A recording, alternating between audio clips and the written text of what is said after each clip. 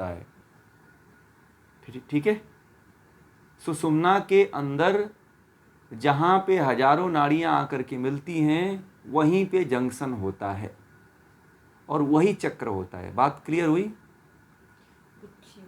गुच्छे होते हैं एक तरह से, ठीक है, ऐसे समस्त नाड़ियों के ऐसे गुच्छे बने रहते हैं उसमें, ठीक है। यह केवल सुषुम्ना के भीतर होता है, आप बाहर मत ध्यान रखिएगा, ये भी ध्यान रखिए। अब कुछ लोगों को ये भ्रम रहता है कि सब कहीं बाहर है, कोई बोलता है कि पेट में है, कोई कहता है नाभि में है, ठीक है, वह सब सुषुम्ना में होता है। सारा खेल यह सुषुम्ना के भीतर होता है। और कहते हैं कि इतना ये सूक्ष्म होती हैं कि आप अपने आंखों से नहीं देख पाओगे। इन चक्रों को यदि आंखों से कहा जाए कि खुली आंखों से मैं देख लूं तो कभी नहीं देख पाओगे आप, इतने सूक्ष्म होते हैं ये। परंतु प्रकाश तो इसके ऐसे होते हैं, तेज इनका ऐसा होता है कि पूरी पृथ्वी को प्रकाशित कर दें। जब यह जागृत होते हैं तो पूरे ब्रह्मांड को प्रकाशित, पूरे पृथ्वी को प्रकाशित करने की क्षमता इनके अंदर रहती है, परंतु आप इनको देख नहीं पाते हो, ठीक है। जो अंतर मग्न होता है, जो अंतस्थ होता है, जो अपने आंतरिक रूप से अपने चक्रों में स्थित होता है, वही व्यक्ति देख पाता है, सभी नहीं देख पाते। आपसे कहा जाए कि आप देख लो चक्रों को तो नहीं देख पाओगे, इतने सूक्ष्म होते हैं। जब आत्मा के बारे में कहा जाता है कि अपने शरीर का एक बाल ले लीजिए कहीं से और एक बाल को आप ऐसे पूरा मिला लीजिए, तो जितना मिलाएंगे, जितना उसका स्थान घेरता है आपका बाल आपकी अंगुली में, उतना कहा जाता है कि जीवात्मा का स्थान है शरीर में। एक मानक माना, और कहते हैं बाल के 100 टुकड़े के बराबर 100 टुकड़े का टुकड़ा किया जाए तो कितने होंगे? बाल का 100 टुकड़ा किया जाए तो मतलब कि वह सूक्ष्मदर्शी से भी नहीं दिखेगा, इतना सूक्ष्म है। और चक्र तो उससे भी सूक्ष्म है, जो हमें हमारी नंगी आंखों से तो बहुत कम दिखाई देता है। आजकल के वैज्ञानिक जानते हैं बहुत सी ऐसी मशीनें आ चुकी हैं जहाँ पे इन चक्रों को देखने के लिए वैज्ञानिकों ने एक नया ट्रेंड खड़ा कर दिया है। ध्यान के लिए कुछ लोग मशीनों का उपयोग करने लगे हैं, पता है आप लोगों को? एक ऐसी मशीन आई है जो लोग जो है ध्यान करवाते हैं चक्रों का उससे, ठीक है। तो इन मशीनों का उपयोग वो सब बेकार वाली बातें हैं, उससे कोई कुछ नहीं होता है, केवल भ्रम में डालने के लिए है। यह इतना सूक्ष्म से सूक्ष्म होता है कि कोई इसे देख ही नहीं सकता है, कैसे मशीन से आप उपयोग करोगे? ये सब बेकार की बातें हैं। ये तो केवल अनुभूत करने वाला व्यक्ति ही बता सकता है, बाकी आप और हम इसके बारे में कभी भी नहीं मशीन से या फलाना से या ठिकाना से कुछ कर पाएंगे, ठीक है। यह यदि मशीन से ही होना होता तो इतने करोड़ों लाखों वर्षों से जो ऋषि मुनि बैठे हुए हैं, क्या वह यह कर पाते? नहीं कर पाते।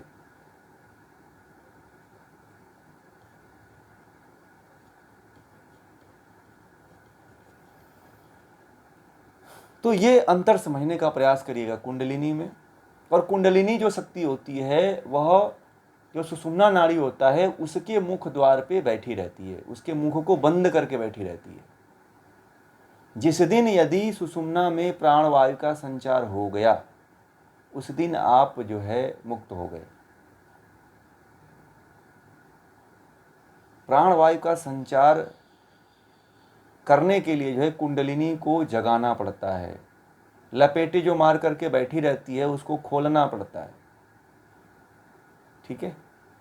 और उसमें भी चक्रों का भेदन करना पड़ता है। चक्र जंक्शन है और कुंडलिनी ही है जो उसमें प्रवेश करके चक्रों का भेदन करती है, ठीक है।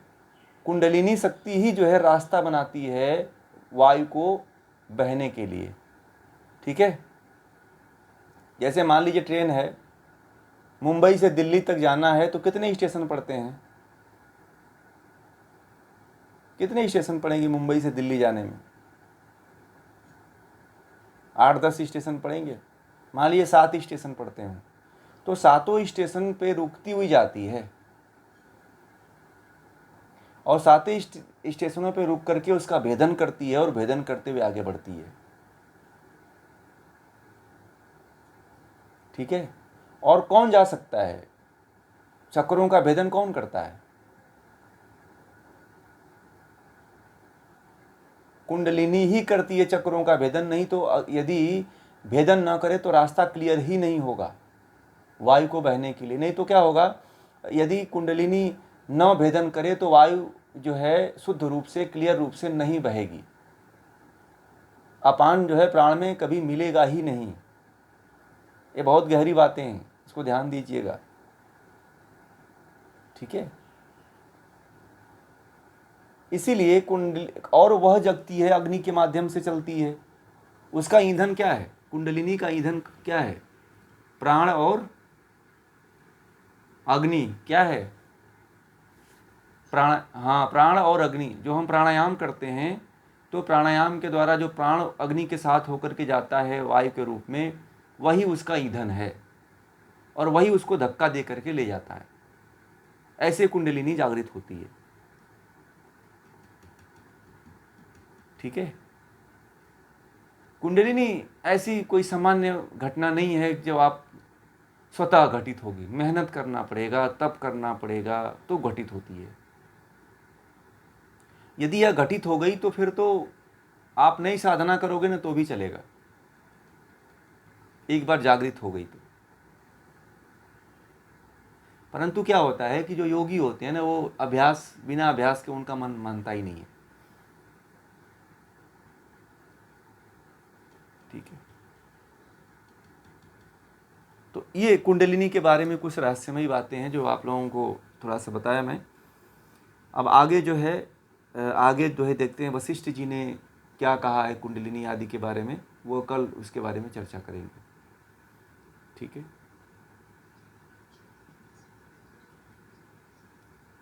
हाँ, 3.5 हाथ लपेटे मारे हुए बताया गया है। तो 3.5 हाथ का मतलब उन्होंने बताया है। तो वह जो है ना, कुछ लोगों ने अपने हाथ से नाप करके कुछ ऐसा माना है कि 3.5 हाथ लपेटा है, परंतु जो मूल रूप से यदि देखा जाए तो 8 लपेटे मारे हुए कुंडली बैठी हुई है। ठीक है। 8 लपेटे ही वास्तविक रूप से यह ग्रंथों में माना गया है। फिर उसको एक नाप है, समझ रहे हैं। 8 लपेटे को कोई 3 हाथ में गिन लेता है। अलग अलग योगियों के अनुभव रहे हैं। जैसे कि गोरक्षनाथ ने कुछ अलग बताया, वशिष्ठ ने कुछ अलग बताया, तो सबके अलग अलग मान्यता है। ठीक है। अब उसमें आप साधना करोगे तो आपको कितना अनुभव होगा ये तो आप बताओगे। ठीक है।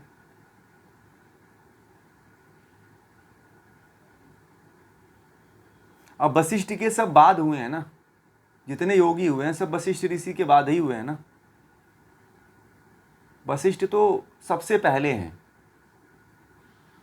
भगवान राम को आए हुए 10 लाख साल वर्ष हो गए, 10 लाख वर्ष हो गए।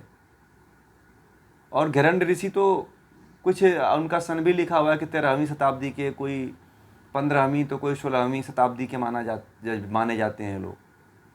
तो ये तो बड़े बाद के ऋषि हैं ना ये लोग। सबसे पुरातन ऋषि कौन है? हैं? वशिष्ठ है कि नहीं है? वशिष्ठ है। भगवान राम को आए हुए 10 लाख साल वर्ष हो गए, 10 लाख वर्ष हो गए। और घिरण्य ऋषि और जो गोरक्ष ऋषि हैं, गोरक्षनाथ हैं, वो भी, उनका भी काल है। गोपीचंद एक राजा थे, उनके काल में आए थे। भरथरी भी जो है अभी नज़दीक के ही हैं। तो ये अभी इसी समय के, इससे पहले हठयोग चलता था। ये भगवान राम के काल से हठयोग चला आ रहा है, ये कोई आज का नहीं है हठयोग। उस समय भी इसका मतलब कि जब वशिष्ठ जी जानते थे तो राम को भी पता होगा ये विद्या। यहां तक कि ये विद्या रावण को भी पता थी, पता है आप लोगों को? रावण और कुंभकर्ण को भी पता थी ये विद्या। रावण, कुंभकर्ण, मेघनाथ। मेघनाथ बड़ा इसका अच्छा साधक था। मेघनाथ को मारना इतना आसान नहीं था, क्योंकि रावण की तरह वो भी जो है चक्रों को जागृत कर लिया था। रावण को जो है राम नहीं मार पाते। रावण जो है अपने प्राण को कहां छिपा के रखता था, बताइए? नाभि में। कहां छिपा के रखता था? अपने प्राण को रावण जो है नाभि में छिपा करके रखता था। इसीलिए जो है 10 बार सिर काटे परंतु पुनर्जागरण हो गया रावण का। इस कारण ही प्राण को नाभि चक्र में छिपाना ये बहुत अद्भुत कला है। इसका मतलब कि उस समय जो है हठ योग विद्या बड़े चरम सीमा पे थी। ठीक है, उस समय जो हठ योग विद्या है उस समय बड़े चरम स्तर पे थी राम के समय में। अब तो बहुत विलुप्त हो गई। जो व्यक्ति नाभि में प्राण को छिपा लेता है, यह कितनी बड़ी बात है। ठीक है,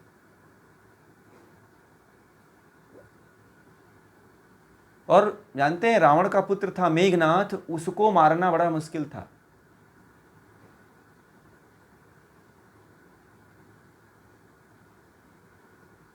उसके ऊपर जो है ब्रह्मास्त्र से लेकर के कोई भी अस्त्र जो है उसके ऊपर काम नहीं करते थे। उसको मारने के लिए कौन बताया तरीका कि कैसे मारा जाएगा? वो विभीषण ने बताया। लक्ष्मण हार गए थे मेघनाथ से, पता है आप लोगों को? मेघनाथ ने लक्ष्मण को मार दिया था, पराजित कर दिया था।